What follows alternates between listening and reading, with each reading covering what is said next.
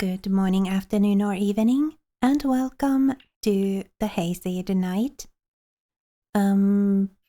We have more paths to explore here in the other something memory, so let's get straight to it. Focus on your breathing. In, out.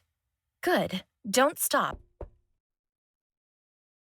And then, I guess we still have something here in the Finders Keepers, though. Right? He'll serve me well. Hey, Sip, so, I've been thinking real hard about that thing I said about being responsible and whatnot, so whew boy, I think I'm ready to take this step. Ma'am, will you be my wife? Oh, this one. We've already seen this one. Imagine Ralph's face.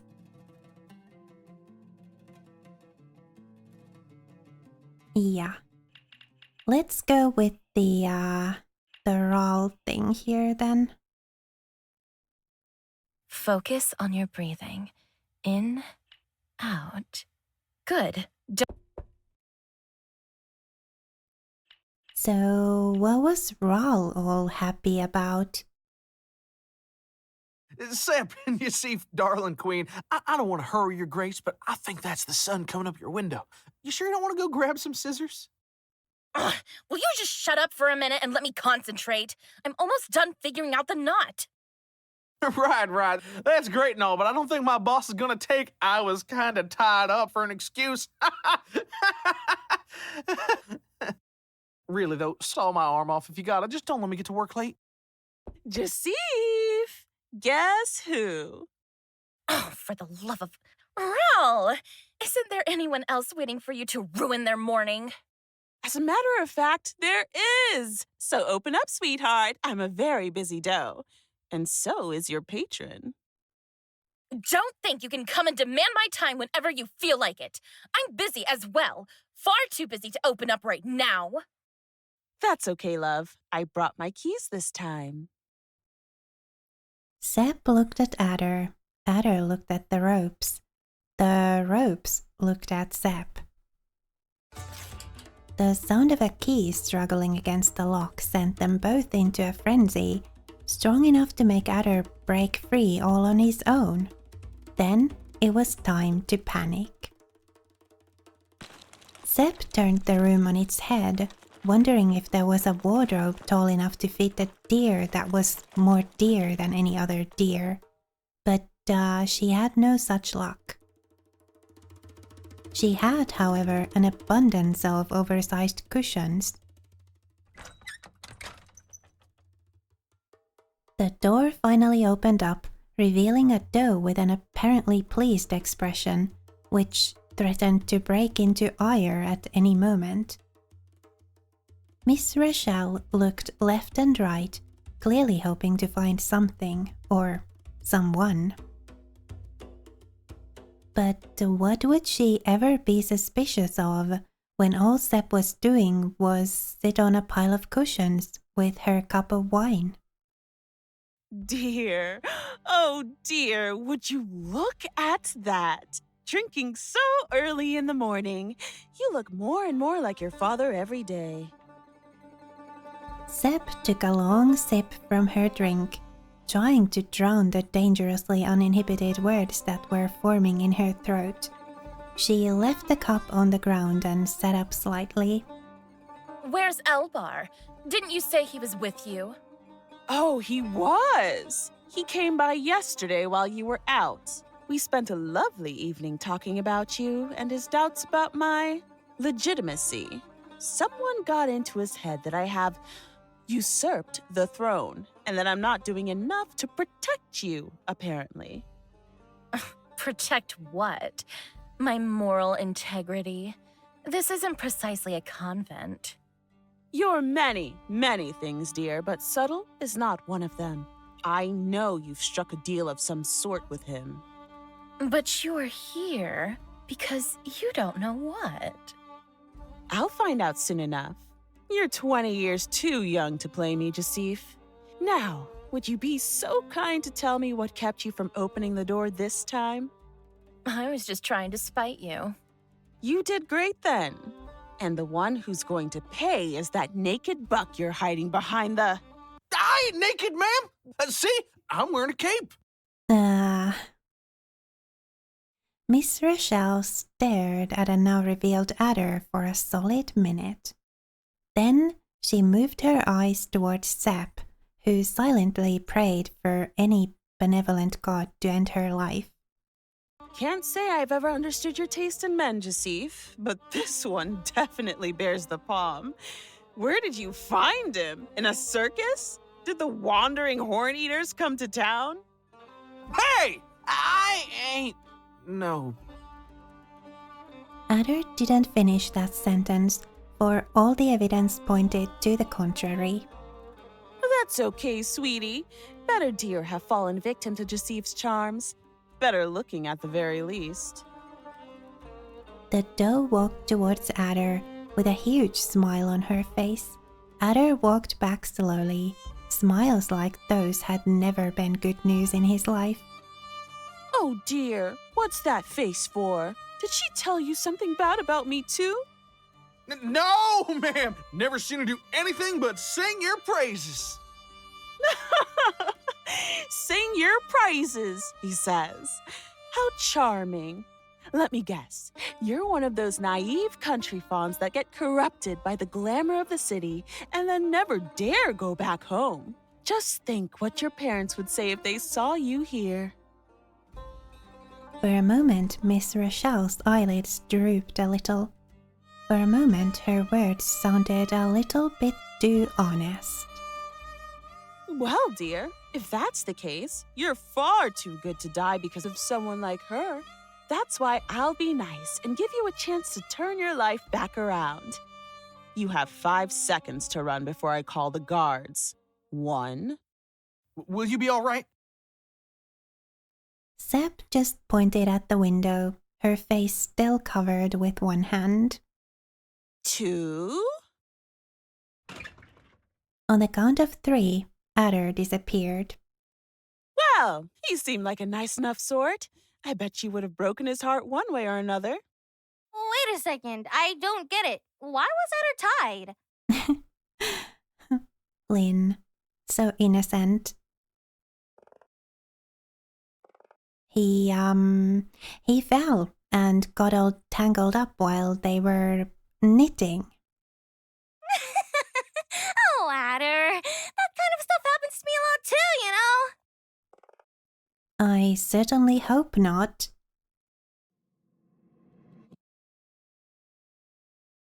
Something about wanting to be left alone. I'm going to push him off a cliff. Quietude, just complete, utter silence. Heavy, very heavy, about as thick as a sheet, covering the entirety of Sepp's room. Silence from the girl meticulously moving a flattened bead of glass over every squiggly line of letters in a book. Silence from the boy sitting by her side on the bed, hands intertwined over his caved-in stomach as he stared at the ceiling. His little drumming, or his occasional whistling, vanished in the all-encompassing silence. I'm sorry. I thought you'd like that. I didn't. Sepp licked her thumb before turning the page. It felt like the slowest page turn in history. Did I make you mad? Not at all. I appreciate your initiative. Adder's gaze traveled to the other end of the room, repelled by the tone of her words. He barely dared to look at her ears. You look mad. I have been known to look mad on occasion. Having 2 people that could read minds together in a single room, avoiding each other's gaze was foreboding to say the least. Well, as long as you ain't mad. The sound of the book being sternly closed echoed all over the room. I thought you'd be smart enough to figure out how I feel, if only barely. So you are mad! Of course I'm mad! How could I not be? You've been taking too many liberties lately, but this is the last straw. How dare you go behind my back like that after all I've done for you? Oh, the nerve you have! Well, my nerves is where you're getting. I already apologized. What else do you want me to do? You call that an apology? You haven't even started to grovel. Say what? You really think I'm gonna bow my head and kiss your hooves? I done begged plenty in my life, but even I got some pride, ma'am. Adderson, son of Gerfather of the Upper Field, is a whole lot of things, but he ain't no ass kisser. And what exactly is Adderson of the Upperfield if not an ass-kisser taking advantage of my generosity? I have little use for anything else. Adder extended a finger, posed to reply, but he immediately curled it back again as he pressed his lips together, realizing his own urgent lack of a worthwhile retort. You know what? Fine. Guess I can't keep my true identity a secret forever. The seriousness of his expression managed to throw Sepp off ever so slightly. You want to know who I am? Well, listen up and listen well. I'm a knight-to-be. Royal blood runs in my veins because I was abandoned in a farm in the middle of nowhere by my real parents. Only after coming of age did I find out I was, in fact, a hero destined to save all of Akazor, nay, all of Duck-Nah from ruin. And get the girl while at it.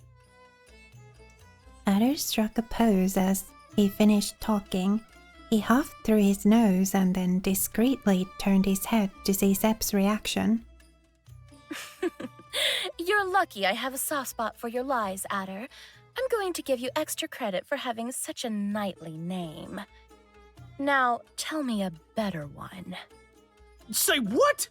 Ma'am, coming up with stories like these ain't nothing to sneeze at. I'll just tell you another tomorrow.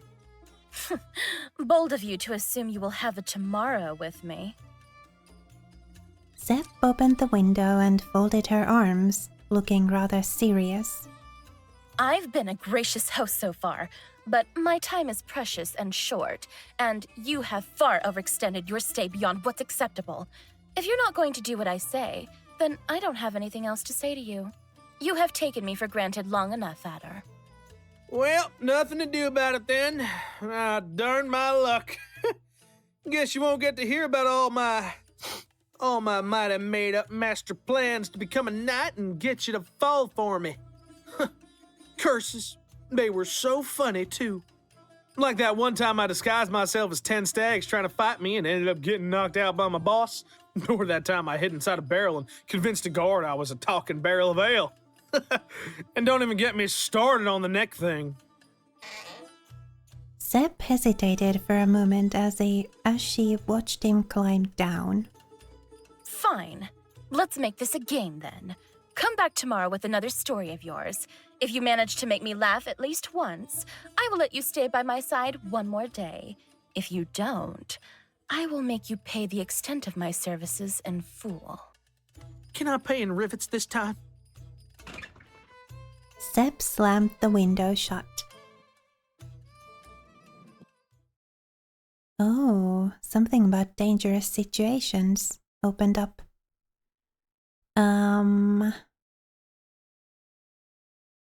Ral doesn't need to know. You sure you're all right? I told you! The wine went to my head, nothing else. I'm fine now. For real? I don't mind spending another night making you company if you need it. Just ditch the ropes this time. Don't even joke about that. I can't imagine what Ral would do to you if she found you here. Well, that'd be the case if she found Adder. But if she found Sir Adderson of the Upper Field, loyal servant of Yasif. Welcome to the Desert Rose, my lord. Go. Stay. Miss Rochelle advanced towards the two sobering idiots, trudging right through the mess of a room Seb perpetually lived in. Adder was now firmly pinned against the lattice covering the balcony that he always used as an entrance. You know, on second thought, I can almost see the appeal in that pitiful sunken face of yours. You look so obedient and innocent, like you wouldn't hurt a fly. Oh dear, I bet you didn't even realize you were intruding on a private commercial transaction. You could bet your farm on it, ma'am. I'd have to know what any of those words means first. Good, because you wouldn't like what we do with intruders around here. I'm sure I wouldn't, ma'am. Raw? It's Rochelle for you. Miss Rochelle.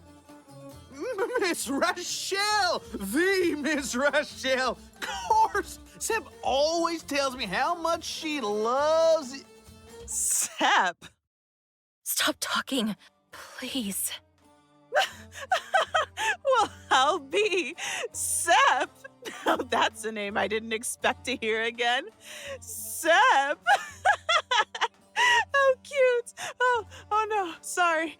I shouldn't laugh. This is far more serious than I thought. I'm afraid that just kicking you out of a window won't cut it anymore. Say, Sep, who should I tell first? Elbar or Taylid? Oh, I saw that face you made just now. You've met Taylid, haven't you, Adder? You've heard the things he does to the people he doesn't like, right? It's settled then. Wait, please, anything but that. Don't tell Taylid, Ral. I beg you. This isn't Adder's fault. It's mine. I keep asking him to come back. I just manipulated him into thinking that I needed him, just like the rest. But he won't come by ever again. I swear by Hirub. Oh, honey, what a selfless declaration. I'm moved by your love. I truly am. But your tears and your words aren't valuable enough to buy my silence. Hurry up. The negotiations are about to close. I'll tell you everything I know about Elbar, all the plans I've made with him. I'll do anything you ask of me, but please, let Adder go unharmed. Now that's more like it. Oh, I can just tell you've been keeping something really juicy to yourself. Oh, you're still here? I ain't leaving till my queen tells me to. Oh, how adorable. You found yourself a hayseed knight. Too bad it's useless. I'm the highest authority here, love, not her. That's why I can do this and she can't. Guards! Uh-oh. I'm sorry. Okay, so, let me see if I can, remember. Focus on your breathing. In, out. Good. So, what was Ral all happy about? Seb, you see, darling queen, I don't want to hurry your grace, but I think that's the sun coming up your window. You sure you don't want to go grab some scissors? I'm going to push him off a cliff. I mean, there were more currents for us to explore behind this one, right?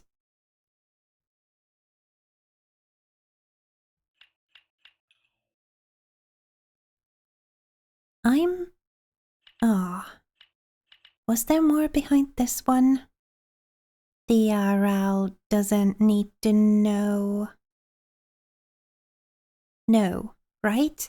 Because if we choose this one, then that's the one where Ral comes into the room. Right? I'm too soft on him. And then Illigrad grabbed me by the neck and I heard this loud friggin' crack. And suddenly, I could do this. Adder twisted the upper half of his neck and then tilted it some impressive 60 degrees to the side. Stop! That's too gross. So anyway, Megan's been going a little better since that happened. Adder took a date and popped it into his mouth, chewing loudly. You know, every time you tell me about your life, I try to think about it, but I just can't imagine what being so hungry that you have to beg must feel like. I mean, I understand the concept, of course. I just can't wrap my head around the idea of not having food. Funny you'd mention that. I've been thinking hard too lately, and I realized that you're really big for a gazelle, and... And you're really perceptive for a roe.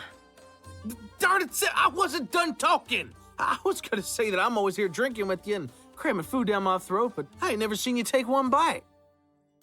Of course not. That wouldn't be proper of me. What do you mean, proper?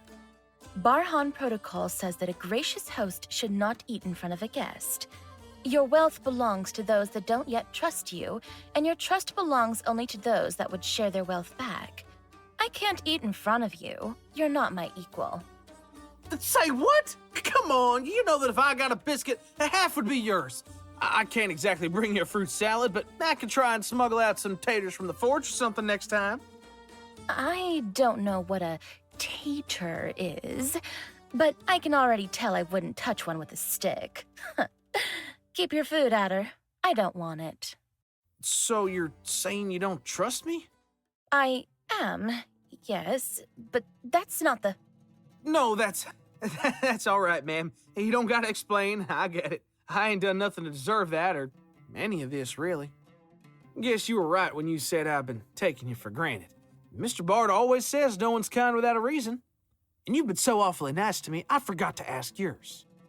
I have told you 1,000 times, haven't I? I'm just returning the favor. But I didn't do you no favor. I just hollered in your general direction and then fell on my face and gave myself a big bump in the head. I couldn't do nothing to protect you. If that guard hadn't gone and helped you, you'd... Seb placed their fingers on Adder's lips, silencing him. Your intervention was as endearing as it was futile, but that does not change what you did. You charged in headfirst, risking your own life to stand up for someone you'd never even met before. I don't think you can fathom how rare that sort of heroism is in this city, Adder. Seb's index finger floated briefly on the air before landing on Adder's nose. You're right in one thing, however. I'm not as selfless as you are. I did have ulterior motives for returning the favor, though nothing nearly as nefarious as you're making it sound, I assure you. Seb's gaze was drawn to her mirror. When I mentioned what happened, you think of one night 1 year ago, but what I think of is 1 year of nights wondering if you had seen me that night, if you had noticed the horns on my head, if you only stood up for me because you hadn't. Seb, I know my folks ain't exactly kind to yours, but... No, you know nothing at all. I swear I'd... You what? You would positively, absolutely do the same for anyone? I can't believe you, Adder. You lie as you breathe. How could I possibly believe a single thing you've said to me? That's why I won't rest easy until I can get inside your head and find out myself. Then, that's it? That's the whole reason you've been so good to me? What are we doing when you get your answers? There's nothing else I could possibly want from you, but I can't deny that your stories have been as entertaining as you promised they'd be.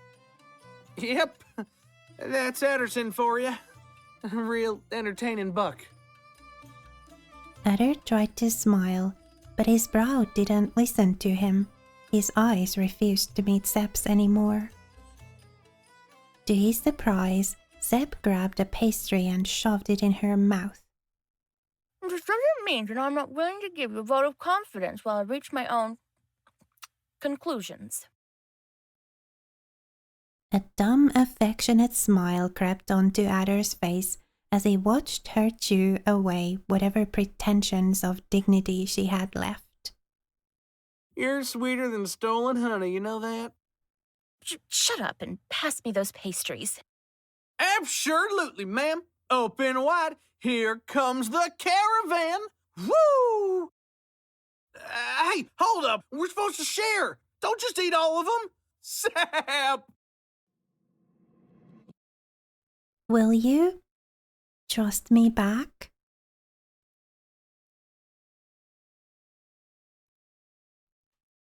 Aw, that was cute. That was so cute. Let's go further down the list and then we'll revisit the ones that we have unexplored currents in. The ones that, you know, we've had missing memories in and therefore haven't been able to fully explore. Whining. Or whining. Dear Diary, once I managed to get the huge goddamned mess Elbar situation under control, the evening with Adder went surprisingly well.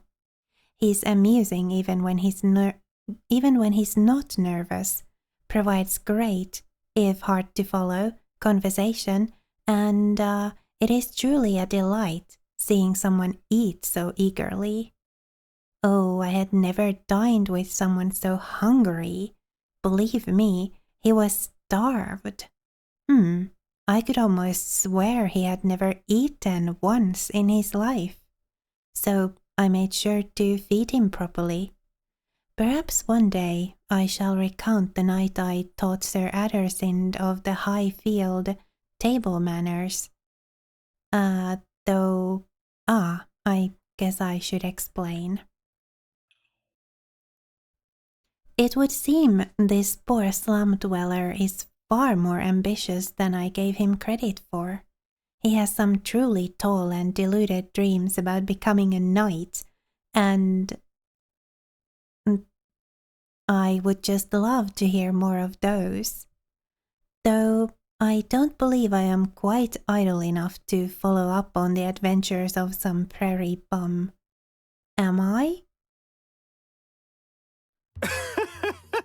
I'm so dead. I'm so this one again. dead. It's all right. I lived a good life. And I can say bye with a smile. Tell my friends I love them and burn me with my purse before my boss figures out where all the missing rivets go. So can we now proceed down this line of thought? Zep came to little by little, feeling tremendously disoriented with every passing second. Her eyes felt red and dry, her nose was stuffed, and judging by the warm fur brushing her face, she was surely being embraced by someone with hands made for hugging. Zep shifted awkwardly in place, trying to find a way to turn around that wouldn't involve goring someone with her horns. The first thing she saw was Adder's face, sadly turned away from hers. The second, the sea, vast and mighty, blending into the darkness far beyond. And the third, the palace, commanding respect on all that saw it. She had to do a little bit of mental backtracking to remember that she had taken a nap, while Adder waited for her inebriation to pass. Cried herself to sleep, most likely. Her sudden bout of embarrassment went thankfully unnoticed by her companion, who merely seemed happy to exist and have her in his arms. Beautiful, ain't it? The sea, the palace, or me? All three? But especially you, no doubt. Liar. I wish you'd look at me the way you're looking at the Alcazar. Hey, can you blame me? I mean, it's a real darn killer for a building. Look at those curves. I'd be struck dead if I wasn't watching it with the prettiest gal in all of Ireland. Shame on you, trying to flatter your way out of this conversation. You don't intend to share your obsession with the palace, do you? Nah, nah. No way, ma'am. I'd never hear the end of it if I told you. Blame me all you want. It's clear to me that you're just so afraid of telling the truth that you'd rather keep lying forever. A skeptical, one-eyed squint and a frown followed this provocation. Adder jutted his jaw out as he let his chin rest on Seb's head, asserting, whatever resemblance of dominance a boy like him could have. You didn't hear this from me, but, rumor has it that a prairie buck from down yonder the steppes ran to the city a few seasons back. He sold all his clothes along the way, and the new ones cost him an eye, but here he was at last. The ones who know him said, oh, they said to me, he got the silliest dream they'd ever heard. They said he wanted to become a knight of all things. And maybe you don't know, because he didn't know it either back then, but farmhands don't become knights. They become good-for-nothing, stuck in a city where no one takes them seriously, watching the place where important things happen, and knowing they'll never get to set a hoof inside. A poignant tale, no doubt. Though, knowing you, it can hardly be the whole truth. You can tell? I mean, it's a truth. Closer to the real thing than the story about the talking barrel of ale, that's for sure. But the one true truth's that I got far too little on my plate to worry about dreams and far too much to spend time moping. This dumbass I'm telling you about has been gone for a while now. I see. Well, do let me know if you ever find him. I will make sure to make him part of my personal entourage once I become queen. All right, that's a good one. Queen of the gazelles. Does it look like I'm joking to you? You ain't? Seb turned her head towards the palace. She sank her fingers into the sand, trying to placate an ire that always lay dormant at the bottom of her heart. No one may take you seriously in the city, Adder. Perhaps they looked at your horns and laughed back in your town. But not a day has gone by since I was born where someone hasn't looked down on me for mine. Not even when Mom was there to defend me. Do you know what it's like to live a life without anyone to call your equal? To know that all I can realistically aspire to is becoming some horn-eater's mistress for as long as I'm beautiful? Just to die alone because no sane gazelle would take a doe wannabe for a wife? Is it really so dumb to dream of a life where I have the power to set the score straight? I'm sorry, Yusif. I didn't know. Of course you didn't know. You're a lame one-eyed excuse for a gaze reader and a liar. And I didn't expect any better. He was good enough, at the very least, to recognize when someone was lashing out at him for a lack of a better way to express their feelings. I know it don't mean much, but if you're so worried about the future, I still mean what I said that time. I could take you if you want. And we could save up some cash and get a field somewhere, and I mean, I can't imagine thinking you don't look pretty for a single day in my life, so... And become almost substitute wife of Adder, the roe resigned to marrying a gazelle? Spend the rest of my life raising your fawns while I pretend I don't notice the way farmers look down on me? I'll pass. Thank you. Besides, I know that eager gleam in your eye, Adder. I've known many deer like you before. You just want me because you haven't known anyone else's touch. It won't last forever. That much I can foresee. All right, what if, and this is just an if, what if all those stories I told you night after night were a little bit true? What if I only wanted to be a knight to get the kind of power that'd let me protect the people I love? That'd mean I get you a little bit then, right? And if I get you, well, maybe it's because I like you more than just your body and the way you make me feel. Maybe I end up falling for those little bits of warmth I see behind your cold blue eyes. You can be quite the poet when you want to. And I can be quite the knight when I got to.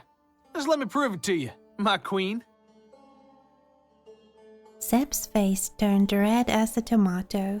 Her lip trembled slightly as she made an effort to keep her composure. You do realize that there will always be others, correct? This is not and has never been something exclusive to me. That's all right with me. I got 20 years of experience working as a freelancer. And don't expect any special treatment just because you're my favorite. I would lay with a Macadar if that took me a step closer to the throne. That just means you'll be keeping the bed real warm for me. Are you really okay with this? I don't think you'll believe me if I tell you you're one of the nicest people I've met in this whole city, and it still sounds like an improvement over my whole life, so let me just say this instead. I love you, Sep. Please let me stay with you. Idiot! Don't think I can't tell you're trying to attack now that I'm drunk. Who, me?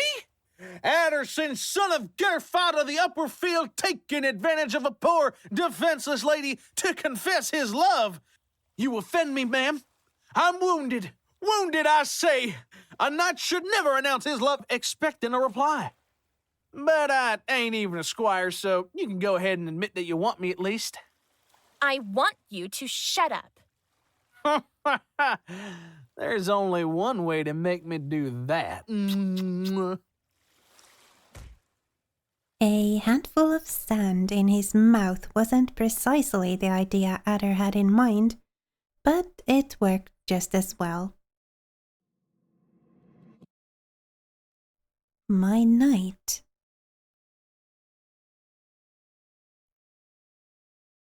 Aw.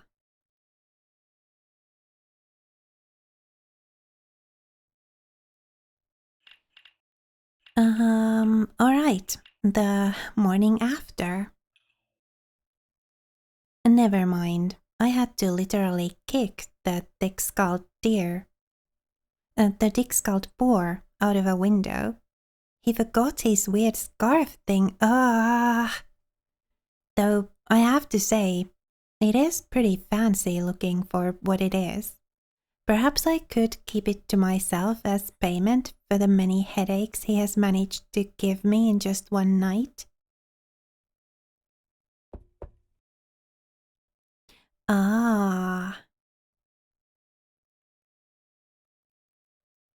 So,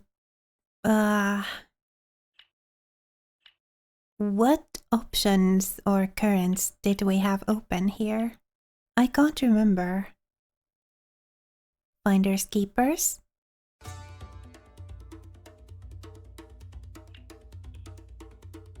So the I'm keeping this one didn't go anywhere, did it? Just checking. I'm so dead. I'm so dead. It's So all right. I lived a good life. Now I can say bye.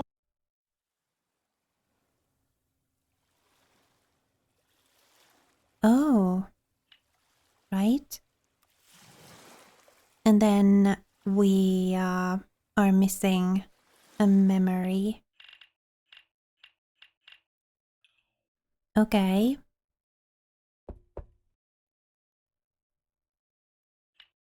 Finders keepers, and I'm keeping this one, and you don't know. I'm so knights. dead. I'm so.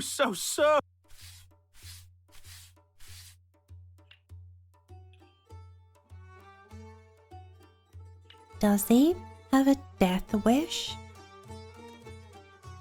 You sure you're all right? I told you! The wine went to my head, nothing else. I'm fine now. For real? I don't mind spending another night making you company if you need it. Just ditch the ropes this time. Oh, did we see this one already? Don't even joke about that. I can't imagine what Rel would do to you if she found you here. I'm sorry.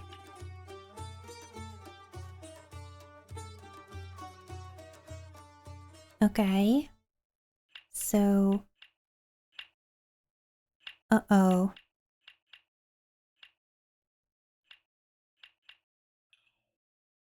Okay, cool.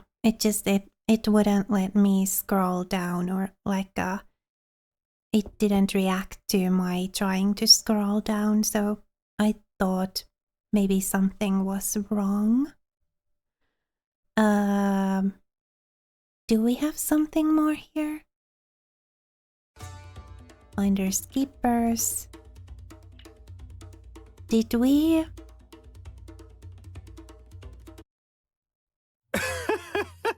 I'm so dead. I'm so dead. If only you knew. OL bar. Okay. So...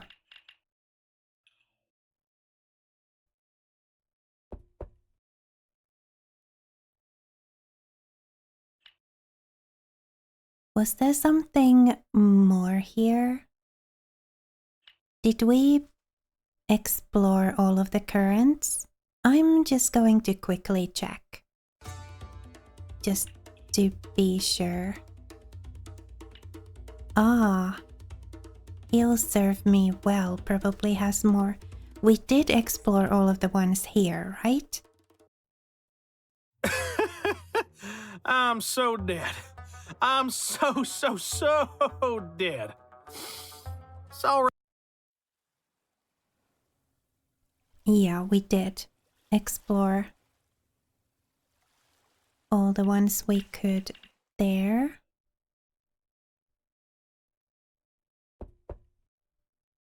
And then... what about the... I'm so dead. I'm so dead.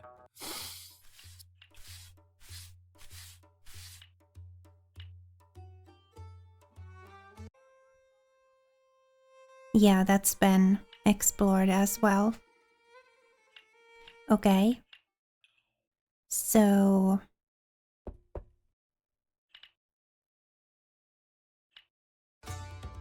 let's see the other.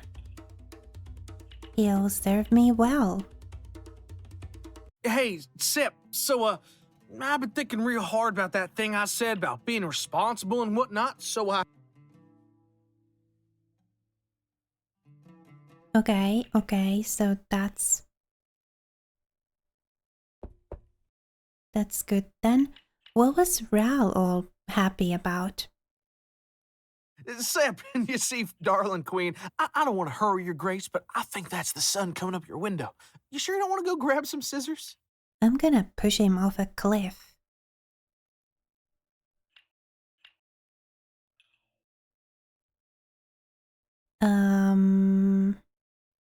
I'm too soft on him.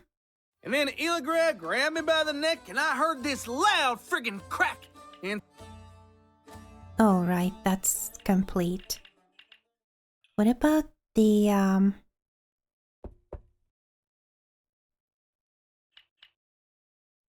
Sip, other one? you see, darling queen, I don't want to hurry your grace, but I think that's the sun coming up your... Ral doesn't need to know. You sure you're all right? I told you! The wine went to my head, nothing else. I'm fine now. Oh yeah, that's where this leads. Okay, cool. Oh, didn't mean to do that. What about the I'm going to jump off a cliff thing? I don't think I realized, or like, I don't think I explored that at all. Sip, you see, darling queen. Like, oh, what did I do? Oh. Let's go back there. Skip. This one. Sip, you see, darling queen, I don't want to hurry your grace, but I think that's the sun. So I tell him halfway from nowhere. Okay, gotcha. But in what direction?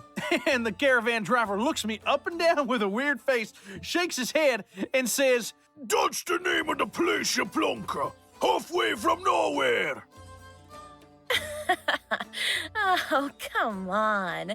Don't take it out on his accent. It wasn't that hard to figure out. You were the one being thick. You spend 2 days crossing the Kaib Rift without one drop of water in your canteen, and then tell me if you can figure out a word them Poodoos say. Know how long it took me to get there? Were asking me to come along? I'll take your word for it. You'd know about unintelligible accents. What kind of place was halfway from nowhere anyway? Oh, it's just one of those roadside inns. Just an inn, yep. An inn. Halfway from nowhere. You got it, ma'am. You should have seen the staff. They sure were friendly, but I was far too broke to afford the stay, so I just walked in for a minute to, Quench your thirst. You want to hear about my neck next? Bells began resonating all over the city center. A new day began. Oh, darn, curfew's over. I gotta get ready for work, and we'll have to leave that story for the next time. Say, Adder, would you take me with you? To the inn? No, to the steps, on a quest to nowhere at all. Aren't you always complaining about how awful it is living in the city? Well, yeah, but I can't go and take you on an adventure when I got work to do. My boss would come and drag me all the way back to Heirloom if she got to. But I need you to take me out of here. Can't you just go on your own? Of course not. I need someone to blame when Miss Rochelle starts asking questions. So what? You want to turn me into a pirate or something here? Captain Adder, the lady kidnapping horn-eater. You wouldn't be a villain. Think of it as a nightly rescue. You got everything you'd ever need here. What the heck would I be rescuing you from? That doesn't matter. Don't you remember how much fun we had escaping those guards? Imagine living like that every day. That's what my life looks like already, and trust me, the world out there ain't nothing half as fun as you're making it sound. Following your dreams only sounds fun till you end up half naked in the slums, picking up chewed olive bones to make soup for two. You are a bore. But I'm a bore you adore.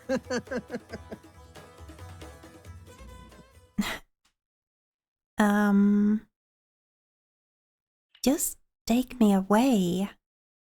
You look distant today, babe. Is something the matter? I was just thinking about the last time we walked together like this. You mentioned that you would have liked to become an actor if your life had gone differently, remember? I'm afraid that I have been plagued by what-ifs ever since. Say, Sir Askadath, does your heart still long for a life beyond these walls when you know that it can't possibly be better than what you have? Do your dreams haunt you as well when you can't fall asleep? Dreams? Ah! Perish the thought. Dreams are for the idle. I am a man driven by objectives, and I have spent all my life working towards a single, all-encompassing goal. Proving myself to one man, my father. But my father had another son, a legitimate son. A boy who was inferior to me in every regard, from swordcraft to wordcraft to looks. But he was the spitting image of the deer whose approval I so desired. He came to be a mirror reflecting everything I hated about myself. My hatred grew and grew until it was strong enough to turn a blunt sword into a mace, to disfigure a deer with a single misplaced blow. I didn't mean to do it. I swore 1,000 times that it was an accident, but who in their right mind would listen to a fratricidal bastard? A life yearning to be someone worthy of the name I had been given, broken in mere seconds. I was banished, forced to join a military academy in Heirloom like a damned merchant's son. But even in my exile, I still sought to appease my father. I hoped, no, I dreamed of being allowed to return home. Is there really no way to undo your punishment? Perhaps you could appeal to your father and ask him to... He can't do anything anymore, gods damn it! My father is no longer among us. He died a hero last year fighting the Makadar hordes far to the south. And with him all those pointless dreams where I was forgiven and allowed to return to the hearth of Askadath. In his tragic death, I found a boon. I have nothing to prove anymore. I have no reason to live my life in any way but the one I choose. I am, dare I say, free in my confinement.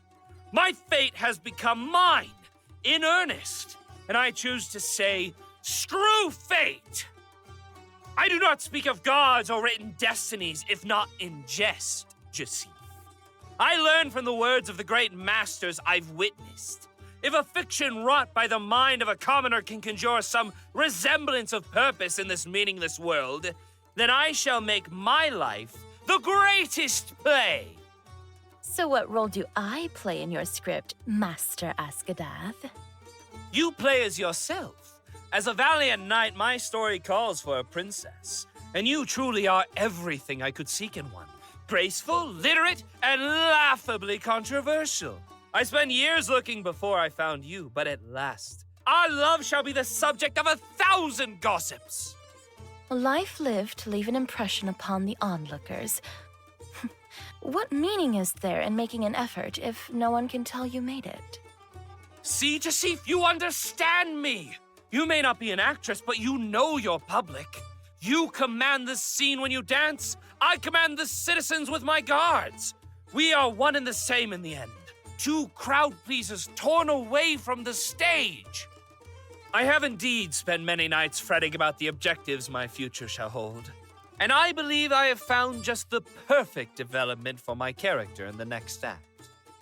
Our heroic knight, Elbar, rescues Jacif, the last princess of Bassacursed, from the clutches of her evil stepmother.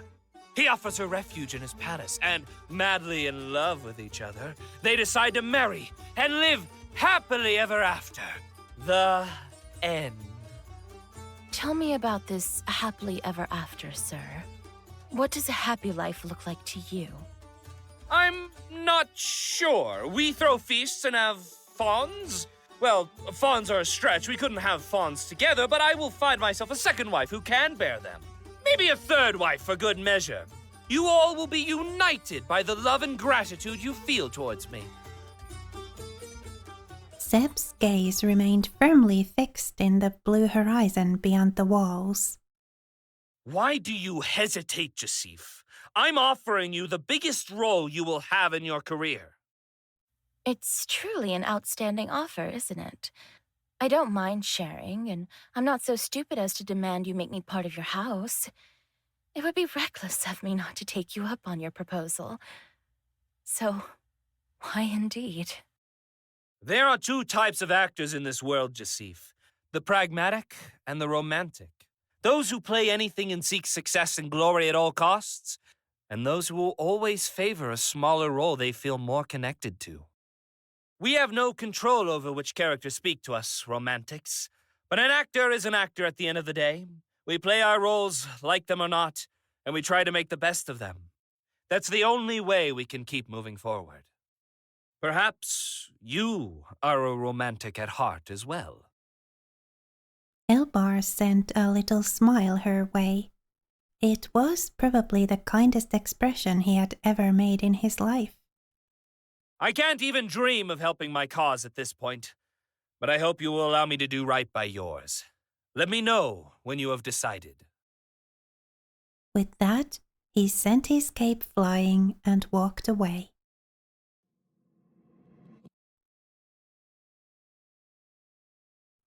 Am I allowed to want?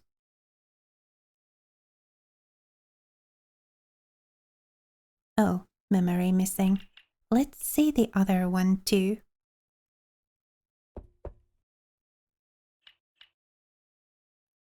Sep, you see, darling queen, I don't want to hurry your grace, but I think that's the sun. So I tell him, halfway from nowhere. Okay, gotcha. But in what direction?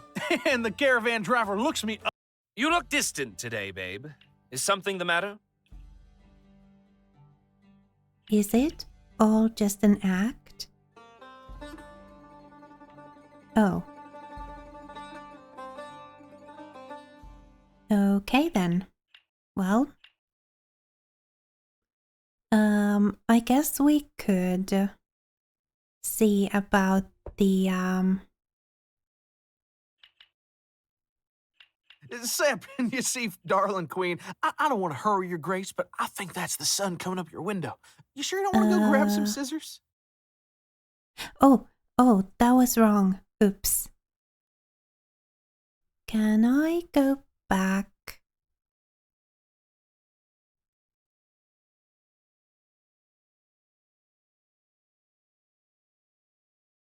No.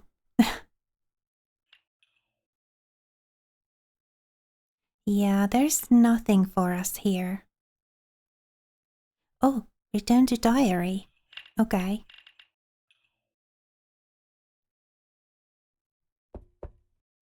So, this one, and then... Sep, you see, darling queen, I don't want to hurry your grace, but I think that... So I tell him, halfway from nowhere. Okay, gotcha. But in what direction?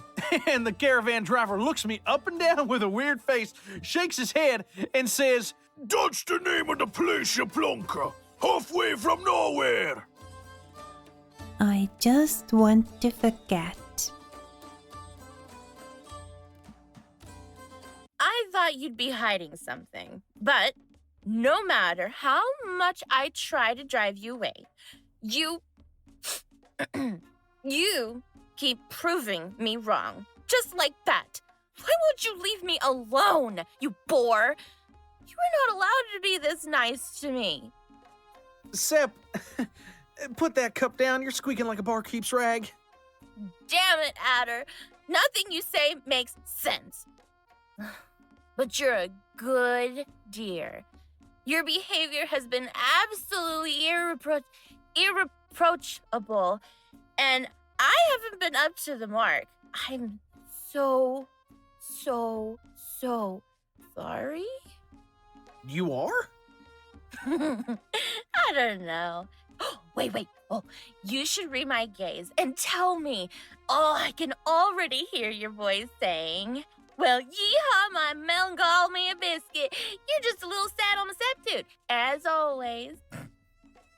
I'll make like I didn't hear that if you tell me what the haze and almost something's supposed to be.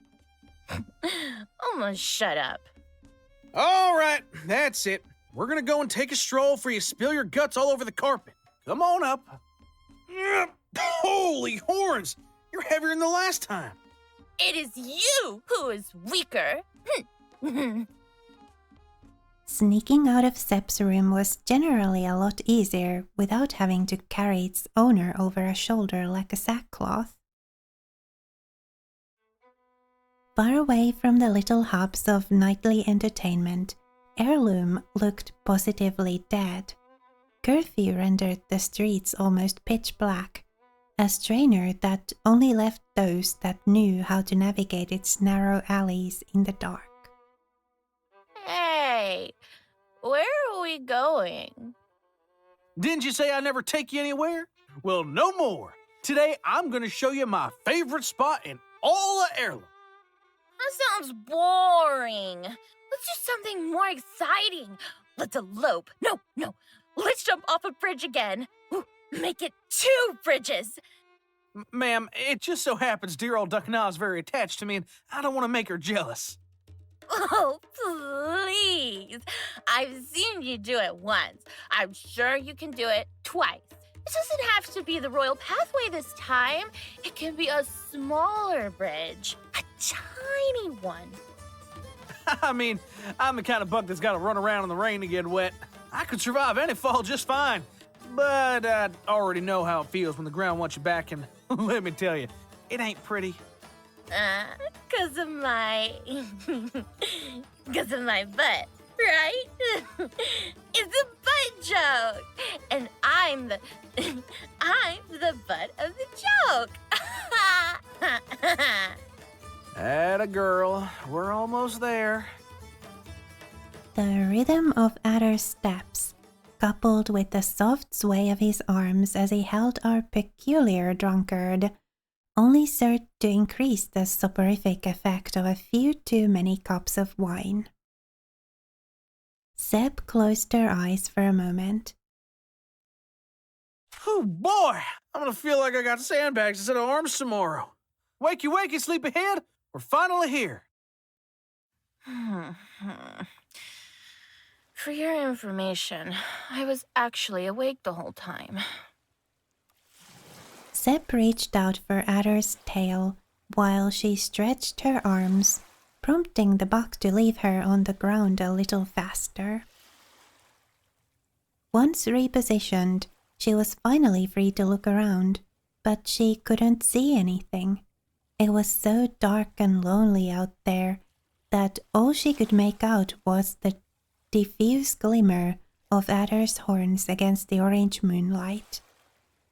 You gonna stare at me all night? She only reluctantly moved her eyes away from his at his insistence. Her expression lit up as she finally got used to the dark enough to admire the view before her. A beautiful empty beach, hidden behind a wall of rundown houses and drying racks covered by seaweed. Obscured by the night, but with proud fires casting light upon its spires, Heirloom's Alcazar stood regally over an imposing mountain emerging from the sea, accessible only through the last section of the royal pathway. Now, I know this place ain't nothing half as fancy as what you're used to, but when I'm feeling like time's running too fast and life's hitting me a little too hard, I come here and just sort of forget everything for a moment. Mr. Bard says it's a sobering view, so I figured it was the perfect time to show you.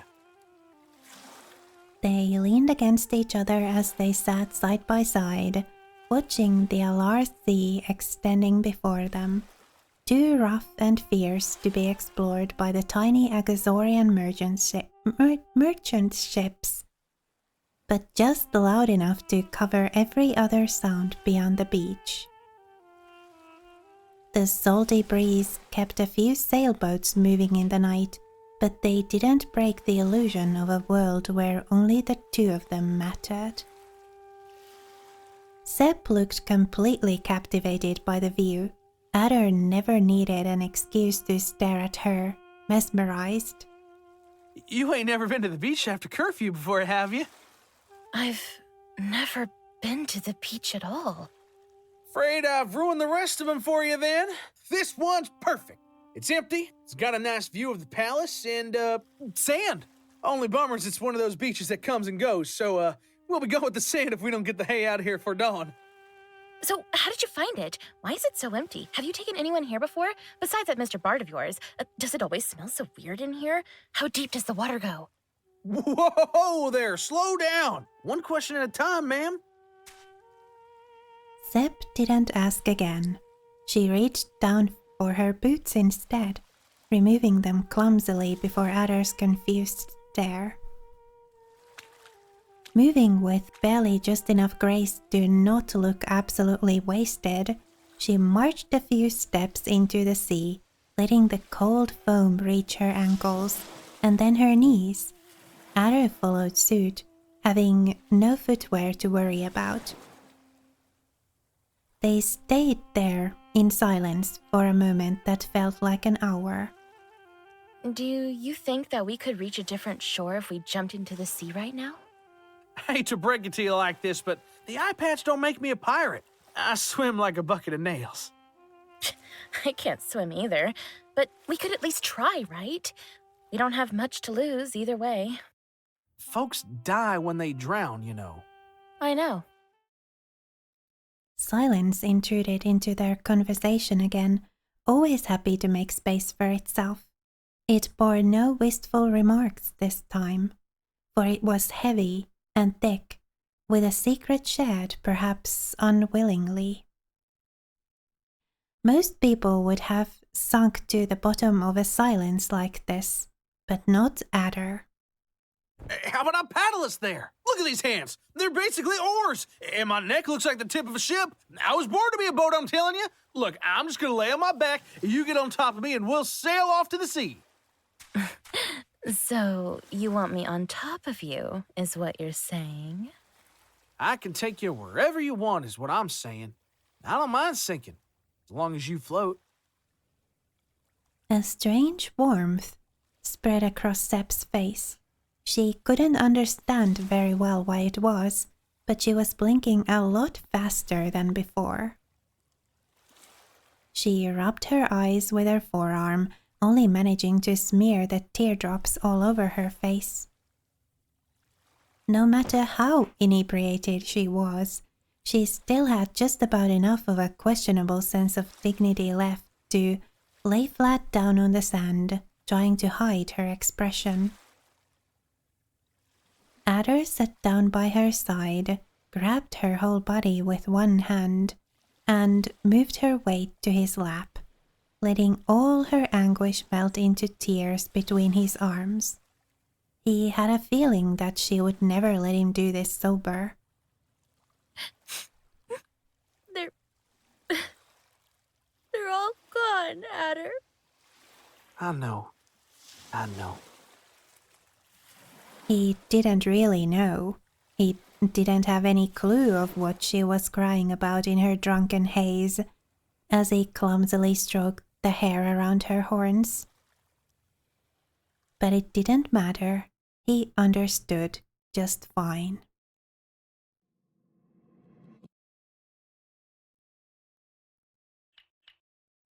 Do you really?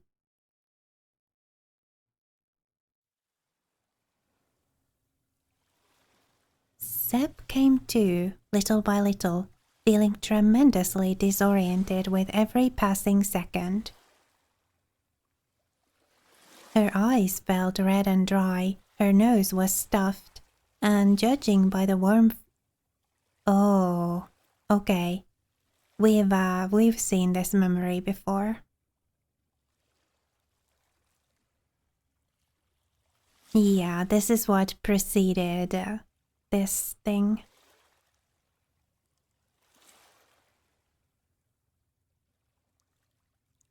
Right.